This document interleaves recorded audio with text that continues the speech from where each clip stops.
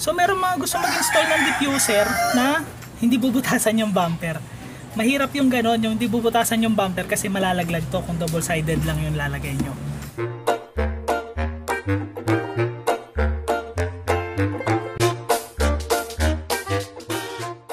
Hello, good day mga chong. So ngayon meron naman tayo sa pang video, no? So continuation to nung pag-install natin ng accessories dun sa Wigo Gen 1 nung kakilala ko.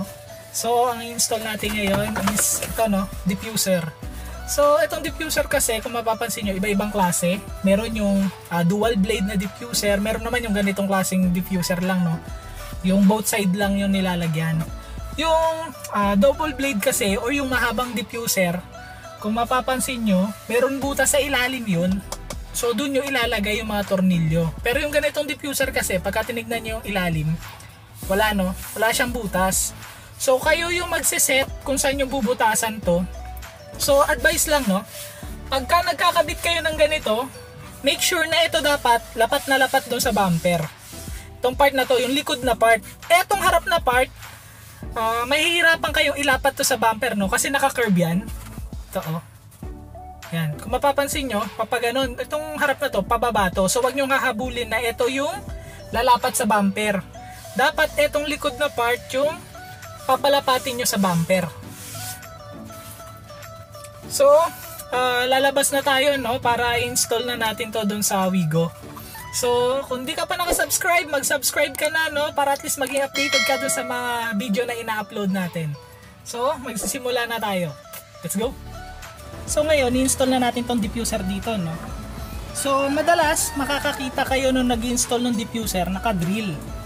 So paano kung wala kayong drill? So papakita ko sa inyo yung technique pagka screwdriver lang ang gagamitin nyo.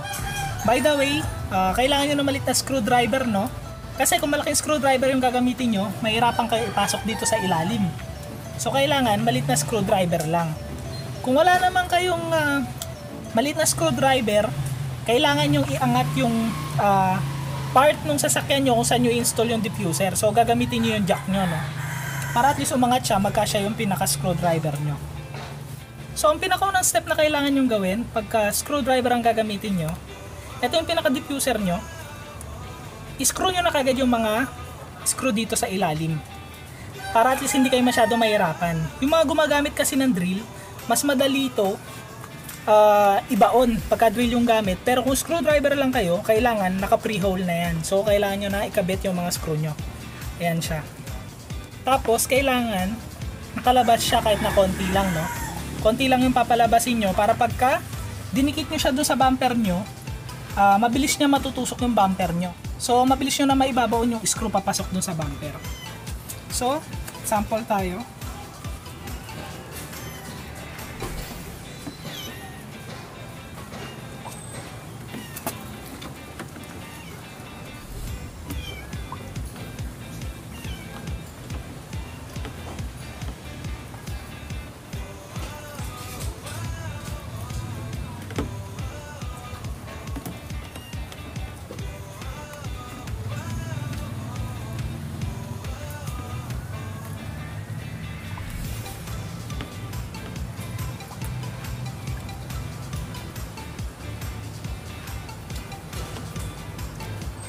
So kung meron kayong katulong, mas madali, ano?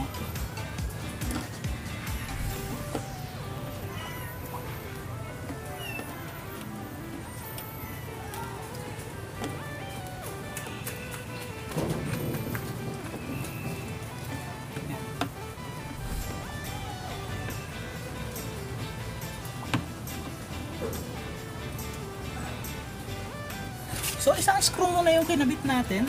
Yun dito lang muna para at least pwede nyo iporma yung ibang part. Yan, pwede nyo silang ayusin. So ito naman yung pinakadulo.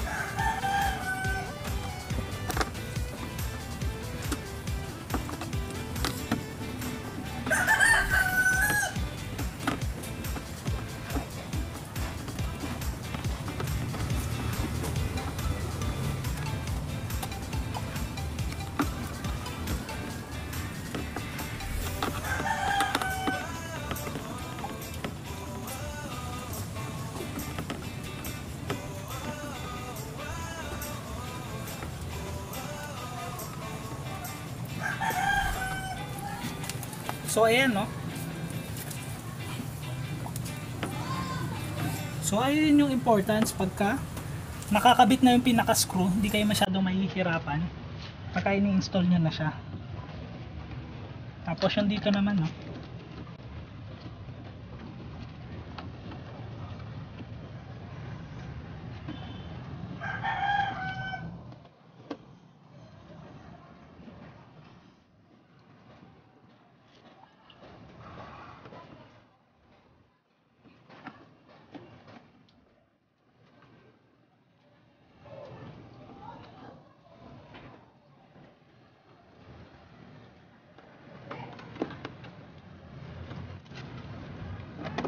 So hindi kayo masyadong mahirapan, no?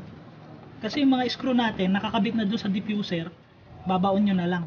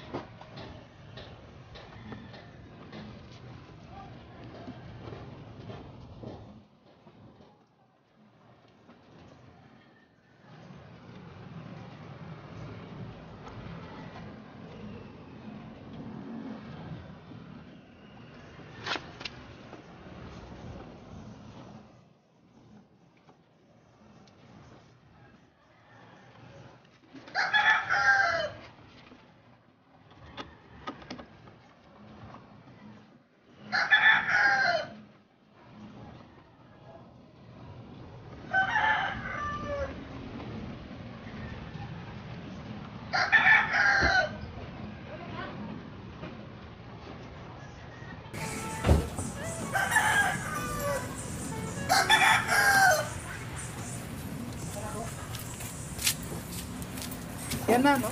Na-install na natin. So meron mga gusto mag-install ng diffuser na hindi bubutasan yung bumper. Mahirap yung ganon, yung hindi bubutasan yung bumper kasi malalaglag to kung double-sided lang yung lalagay nyo. So kailangan nyo talagang butasan yung diffuser nyo. So maglalagay pa tayo ng dalawang pang tornilyo. Yung dalawang tornilyo natin dapat nakaslant. Paslant siya para at least siya yung magiging lock ng pinaka diffuser natin, hindi siya basta-basta malalaglag. So kailangan nyo pa maglagay ng dalawang screw, pero pa-slant na to para ilalak nyo yung diffuser, hindi mahuhugot agad.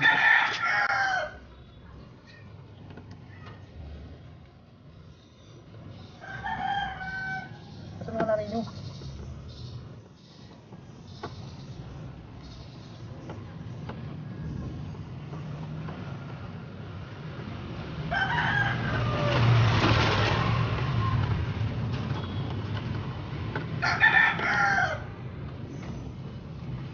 tapos yung isa dito na lang.